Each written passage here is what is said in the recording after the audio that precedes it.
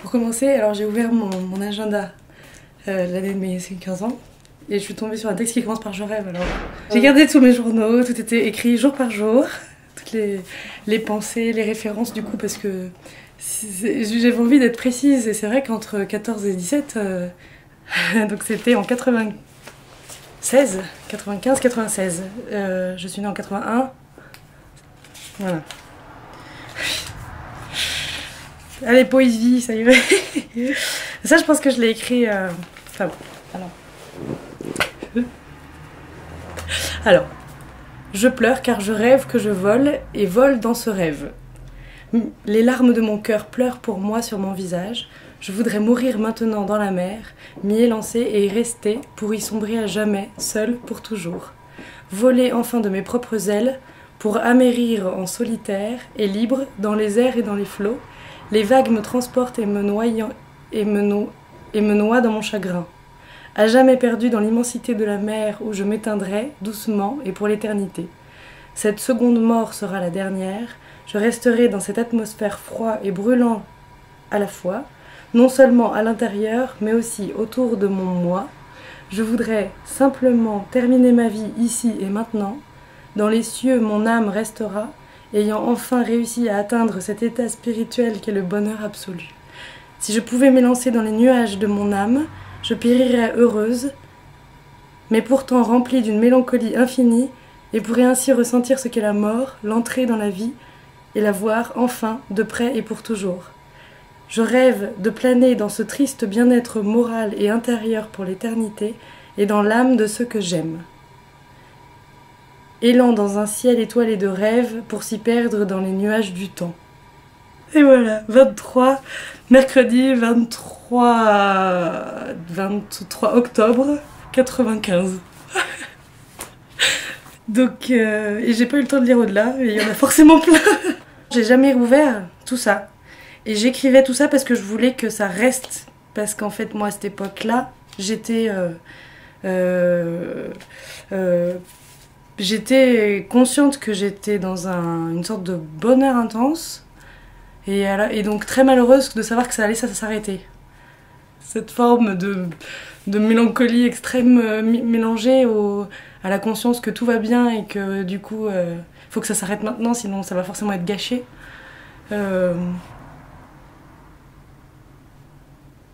Disons que pour moi j'ai eu l'impression d'avoir l'âge de raison quand j'ai eu conscience qu'il fallait que je prenne conscience de ce bonheur au lieu de le simplement vivre. C'est là que je suis passée à l'adolescence. J'ai l'impression qu'il y a eu un âge où je me suis dit « Oh mince, t'es tellement heureuse, mince, ça peut que t'échapper ». Et du coup, c'est là que j'ai commencé à être ado, voilà, et être... ouais.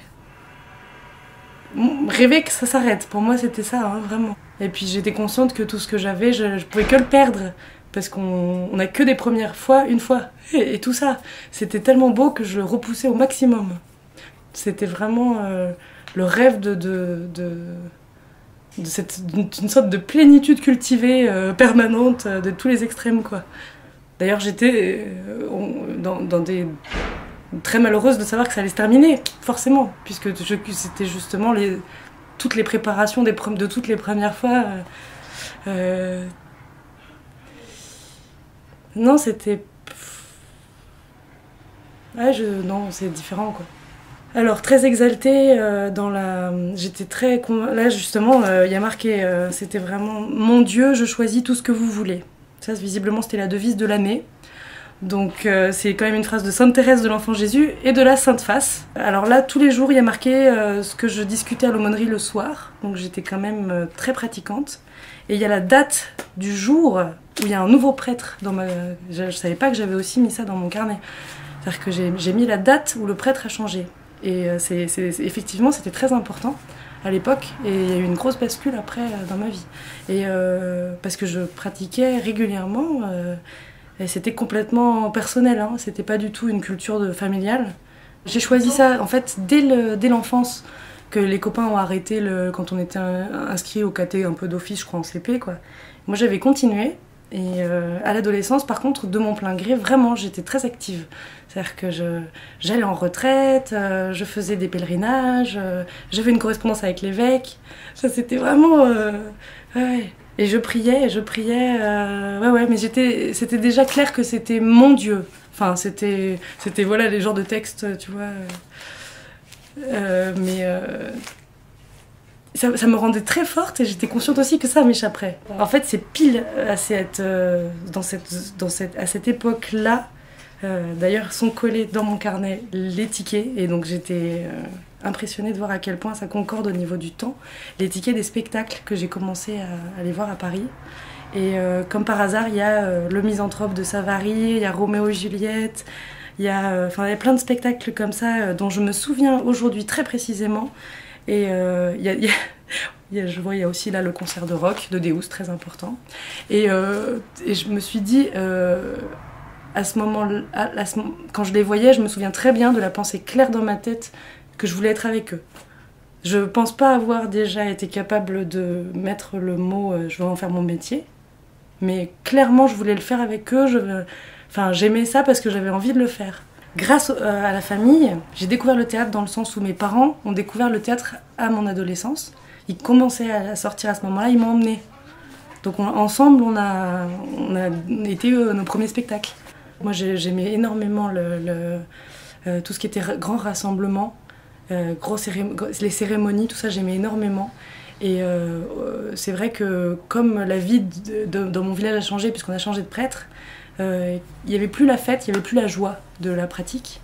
Et inconsciemment à l'époque, ça s'est décalé vers le théâtre. C'est-à-dire de se retrouver à plusieurs autour d'une autre cérémonie, quoi. L'avantage du théâtre, c'était que, là pour le coup comment on dit, c'est pas d'éducation, j'ai eu la chance d'essayer d'avoir plein de choses. J'étais dans un lycée allemand, et on avait énormément de matières, on avait énormément d'activités. Et plus tu grandis, moins tu as de temps pour faire plein de choses. Plus tu te concentres sur les études, quoi.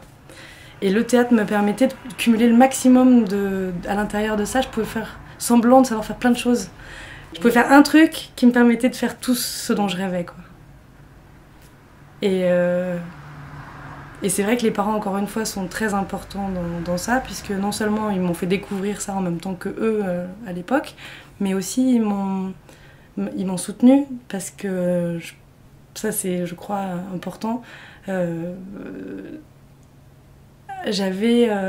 descends d'une lignée de femmes du côté de ma mère qui sont toutes artistes et qui ont toutes vécu de leur art malgré les difficultés des époques différentes, et qui se sont toutes mariées à un étranger et qui l'ont suivi à l'étranger. Mon arrière-grand-mère était écrivain, ma grand-mère était sculpteur, la sœur jumelle de ma mère était chanteuse, et donc toutes ces femmes, elles se sont mariées à des étrangers. Ma grand-mère s'est retrouvée en Afrique, ma mère, donc elle a déménagé en France parce qu'elle était allemande, sa sœur est partie en Autriche, ma propre sœur est partie en Belgique avec un Belge. Donc c'est rien, tu vois, c'est des petites choses comme ça qui me faisaient énormément. Et je suis persuadée, peut-être encore même aujourd'hui, que dans mon sang, il y a cette lignée de femmes qui... voilà, et qui... c'est vrai que je me nourris énormément de... Bon, elle est décédée quand j'étais encore enfant, quand j'avais 7-8 ans, ma grand-mère, mais qui est une figure très, très importante pour nous, toutes.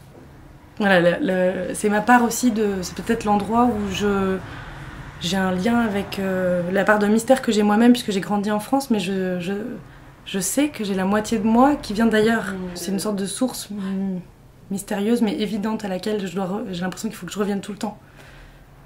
Et alors pour l'instant, pour moi, c'est évident que c'est le théâtre. Je dis pas que ce sera toujours le cas, parce que on verra. Mais ce que je trouve génial, c'est que, ma mère, clairement, elle m'a donné le flambeau, quoi. Et donc moi, ça me faisait rêver, effectivement, de voyager aussi pour aller sur les traces de toute cette vie de mes... elles ont traversé les guerres, et sans hommes, elles ont porté les enfants, elles ont réussi à maintenir Donc voilà, je rêvais de faire des enfants avec un étranger. Je rêvais que le premier soit le dernier. Ah ouais, ça c'était clair. Puis en plus, j'ai 2 ans avant, mais même pas, hein, je crois que c'était 1 an avant. J'avais fait encore ma confirmation, mais ouais, limite mariée à Jésus. Hein. Enfin, en tout cas, j'ai hésité, je pense que c'était plus jeune, genre 13 ans, à carrément rentrer dans les ordres, quoi. Mais là, à 15 ans, non. À 15 ans, c'est bon. J'avais décidé de vivre dans le monde et de toute façon, je voulais pas m'enfermer dans un cloître. Je serais volontiers... Enfin, si j'étais rentrée dans un ordre, je serais partie faire des choses, quoi. Mais j'avais trop envie de vivre, puis les garçons, tout ça, non, il y avait trop de choses à pas rater. J'avais envie d'essayer plein de choses. Comme ma mère en a témoigné, l'amour c'est difficile. Elle le dit d'ailleurs régulièrement à chaque anniversaire de mariage. Moi j'ai le schéma, c'est parental des parents qui s'aiment encore après 40 ans de mariage, donc, et qui vivent ensemble en toute harmonie. Donc forcément c'est pas facile derrière. Mais elle dit que bon, c'est beau l'amour, mais il faut mettre de l'eau dans son vin. Donc à chaque fois je me disais, pour cultiver l'amour, il faut savoir mettre de l'eau dans son vin. Et c'est toujours difficile encore de voir à quel moment il faut arrêter de mettre de l'eau. Et en fait, il vaut mieux dire non. Il faut aussi que ce soit du vin parfois, quoi. À 15 ans, j'ai été marraine de ma nièce. Et donc quand je l'avais dans mes bras, c'était d'une évidence pour moi que... Donc c'est pour ça aussi que je me disais, il faudra trouver le père, et il faudra donc faire une vie de famille, etc.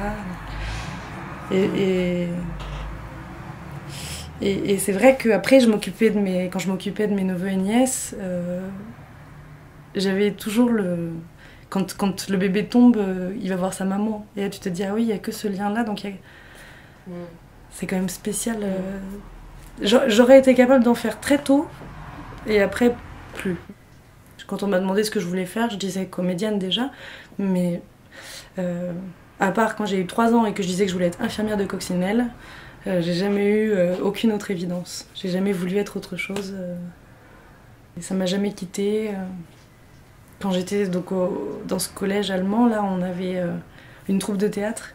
Et elle reprenait des grands mythes et puis elle les écrivait pour nous. Elle les écrivait en français et en allemand. Donc on jouait la pièce en bilingue pour qu'elle puisse être comprise par les 2 langues. Par les deux... Et on prenait le bus, on ratait les cours, on partait en Allemagne le jouer dans les lycées. Et c'était tellement magnifique. Je me suis dit, wow, le voyage, tout, quoi.